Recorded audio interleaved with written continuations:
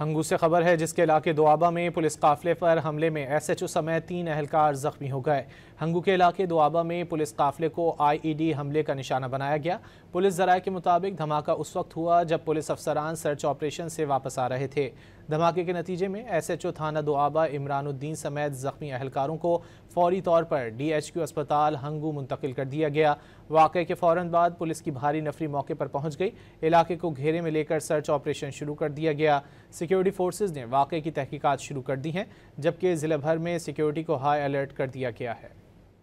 हंगू से खबर है जिसके इलाके दोआबा में पुलिस काफिले पर हमले में एसएचओ समेत 3 एहलकार जख्मी हो गए। हंगू के इलाके दोआबा में पुलिस काफिले को आईईडी हमले का निशाना बनाया गया। पुलिस जराये के मुताबिक धमाका उस वक्त हुआ जब पुलिस अफसरान सर्च ऑपरेशन से वापस आ रहे थे। धमाके के नतीजे में एसएचओ थाना दोआबा इमरानुद्दीन समेत जख्मी एहलकारों को फौरी तौर पर डीएचक्यू अस्पताल हंगू मुंतकिल कर दिया गया। वाक़े के फौरन बाद पुलिस की भारी नफरी मौके पर पहुंच गई। इलाके को घेरे में लेकर सर्च ऑपरेशन शुरू कर दिया गया।